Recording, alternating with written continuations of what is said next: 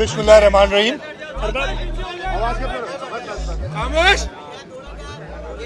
आज 10 मुहर्रम का दिन है।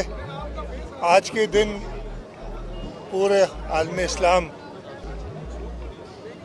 हज़रत इमाम हुसैन अलैहिस्सलाम की लाजवाल कुर्बानी, उनकी हिम्मत और जुल्म के सामने ना झुकने की रिवायत को याद रखते हैं। आज के दिन सब अशबार होते हैं उस अजीम कुर्बानी के लिए, और मैं भी अज़ादारान के साथ कुछ देर मैंने वॉक की, इस जुलूस में उनके साथ चला हूँ। जहाँ तक इंतज़ामात की बात है, हर साल बहुत वाज़ेह किस्म से इंतज़ामात होते हैं और इस साल भी इसी सिलसिले में हमने कोशिश की है कि लोगों को कम से कम तकलीफ़ के साथ जो उनकी मजहबी रिवायात हैं उसको अदा करने के लिए सहूलियात पैदा की जाए। इस सिलसिले में मुहर्रम से बहुत पहले मीटिंग शुरू हो जाती हैं। Commissioner level, deputy commissioner level पे चीफ सेक्रेटरी साहब, आईजी साहब, होम मिनिस्टर साहब, मिनिस्टर लोकल गवर्नमेंट, मेयर साहब, ये सब मीटिंग्स करते हैं और मैंने भी इस सिलसिले में मीटिंग्स की।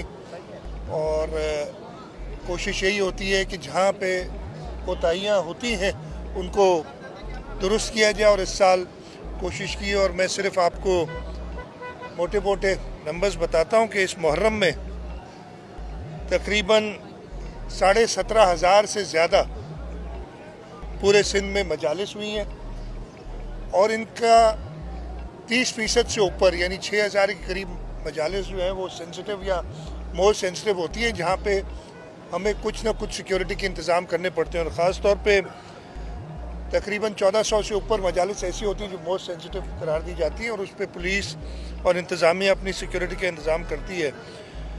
4,000 से ऊपर जुलूस निकलते हैं पूरे सिंध में और उसमें भी तकरीबन 10% 400 से ऊपर जुलूस मोस्ट सेंसिटिव होते हैं जिनकी प्रॉपर सिक्योरिटी का अरेंजमेंट किया जाता है।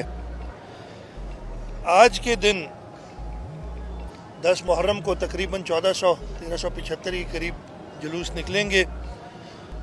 523 ताज़िया प्रोसेशंस हैं और 466 पूरे सूबे में फ्लैश पॉइंट्स जहाँ पे हमें कोई ख़तरा होता है वो डिक्लेयर होते हैं और वहाँ पे पूरी इंतज़ाम होते हैं। तकरीबन 50,000 पुलिस पर्सनल हमने तैनात किए हैं मुहर्रम के दौरान।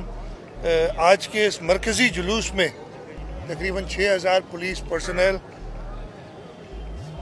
168 पुलिस व्हीकल्स और हैं। टोटल इस पूरे सूबे में 1453 पुलिस मोबाइल्स डिप्लॉयड थी। और इसके साथ साथ हम अपने जो सेफ सिटी का जहाँ तक काम हुआ है या उसकी जो प्रील्यूड में हमारे सिक्योरिटी सिस्टम है, CCTV कैमराज है, उनके ज़रिए जुलूसों को मॉनिटर करते हैं। अल्हम्दुलिल्लाह अभी तक जो भी जुलूस हुए हैं, ख़ास तौर पे कल जो ख़िताम पजीर होता है रोड़ी में, गालिबन पाकिस्तान का सबसे बड़ा जुलूस होता है, वो भी खैरियत से ख़िताम को पहुँचा।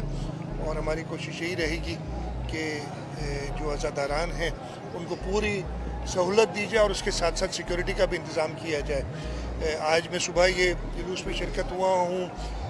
इस जुलूस को पूरा दिन, बल्कि हर जुलूस को मैं रिपोर्ट्स लेता रहता हूँ, मॉनिटरिंग होती है। होम मिनिस्टर साहब खुद उसको देखते हैं सिक्योरिटी के एतबार से, लोकल गवर्नमेंट मिनिस्टर साहब और मेयर साहब देखते हैं कि जी जो इनको सहूलियात हैं वो उनको मिले। और अल्लाह ताला से ही दुआ होगी कि खैरियत से आज का दिन गुजरे और ये मुहर्रम का आशूरे कर दें। आपकी आज की मौजूदगी के कल परसों तो आपके वज़रा और मेयर साहब वहाँ पर आए थे, एक हादसा और सानिया भी हुआ है, बिल्डिंग गिरी है। इस बारे में आपको इब्तिदाई तौर पर क्या रिपोर्ट है और क्या ऐसे सानियात को बचाने के लिए आप मुस्तकबिल में क्या इंतजाम करना चाहेंगे? देखिए, ये सानिया बिल्कुल बहुत दुखी सानिया था और जैसे ये हुआ था, सबसे पहले तो हमारी और अभी तक ये कोशिश है कि पहले तो यही कोशिश थी कि अगर कोई ज़िंदा निकाल सके मलबे से लोग उनको निकालें जो जिनकी डेथ हो गई है, और जहाँ तक मुझे पता है 26 इस वक्त तक डेथ्स हुई हैं, इसमें उनकी लाशों को निकाला जाए और उनके लोगों के हवाले किया जाए। जहाँ तक बात है तो पहले तो अभी तक तो हमारी यही कोशिश कि जी जो रिकवरी का या रेस्क्यू का जो एक फेज़ था वो चला है, वो अब आज ख़त्म हो जाएगा। दूसरा मसला ये भी था कि मुहर्रम के आशूरा के दिन थे जिस दरमियान ये हुआ है, और हमारी सिक्योरिटी के हवाले से बड़ी कोशिश होती है, इसलिए कि आपको पता है कि हमारा दुश्मन ताक में है। अभी हालिया जो शिकस्त हुई है हिंदुस्तान को, उसके साथ साथ जो ईरान और इजराइल का था, उसकी वजह से वो जो थ्रेट्स बहुत ज़्यादा थी, इस वजह से उस तरफ भी थोड़ा ध्यान था। जहाँ तक आपने बात की आगे क्या होगा, अच्छा इसमें फॉर्चुनेटली अनफॉर्चुनेटली काफ़ी ख़बरें भी आती रहीं जी फलाना हो गया ये, लेकिन सही हालात मैं आपको बताता हूँ कि मैंने अभी इस वक्त यही कहा है कि आप रेस्क्यू का मरहला पूरा करें। कल इंशाल्लाह एक डिटेल मीटिंग में लूँगा इस बिल्डिंग के गिरने की वजूहात भी पता करने के लिए। कमिटीज़ तो बना दी थी हमने ताकि उसी वक्त असेस करें, और उसके साथ साथ जो 500 के करीब 588 से ऊपर 480 से ऊपर डेंजरस बिल्डिंग्स करार दी गई हैं, जिनमें कुछ बहुत पुरानी है और ज़्यादातर ये ओल्ड सिटी एरिया में, ज़्यादातर डिस्ट्रिक्ट साउथ में हैं, उनको असेस करके और उनके लिए कोई ऑल्टरनेट देखना। कुछ तो अभी कल एक वाक़या हुआ था, एक बिल्डिंग जो है वो तो कुछ साल पहले की बची हुई है, अनफॉर्चुनेटली उसके पीछे जाएंगे वो किसने उसकी इजाज़त दी थी, मेरे ख्याल इजाज़त के बगैर बनी है, और जो लोग भी इसकी में होंगे मुलविस करार उनको सज़ा भी दी जाएगी। उसके साथ साथ ये भी मैं कह दूं कि जब ये बिल्डिंग्स, और ये मैं कई बार हम कह चुके हैं कि जब बिल्डिंग्स कोई ख़रीदे तो ये इंश्योर कर ले कि उसको proper approvals building control authority के हों।